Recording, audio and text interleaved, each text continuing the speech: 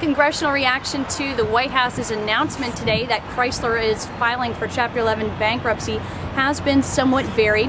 Senate Majority Leader Harry Reid said that he's pleased with the way things have been handled, says that the deal has been handled well.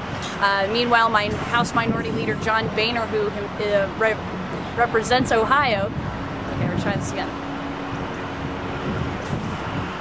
Congressional reaction to the news from the White House this morning that Chrysler is filing for Chapter 11 bankruptcy has been somewhat varied. Senate Majority Leader Harry Reid says that he's pleased, says that the deal has been handled well.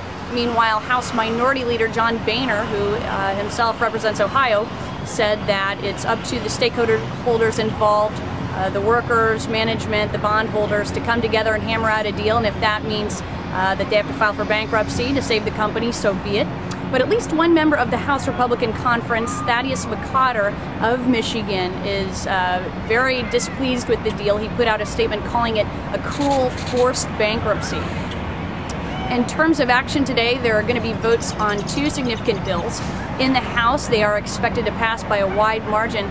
The so-called credit card holders' Bill of Rights. Now, that bill, sponsored by Carolyn Maloney of New York, essentially targets abusive credit card practices, and some of those being barring retroactive rate increases on existing balances, ending the so-called double billing cycle, and also a requirement that companies would need to notify consumers 45 days in advance of any impending rate increases.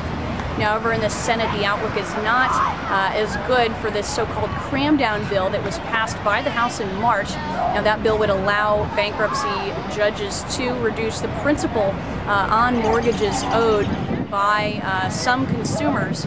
Now, Democratic Whip Dick Durbin has been really behind this effort. He's wanted it for 2 years, supposedly just could not get enough support from moderate Democrats and many of the banks who are also in some of these negotiations. So that bill is expected to fail. From Capitol Hill, I'm Kara Rowland.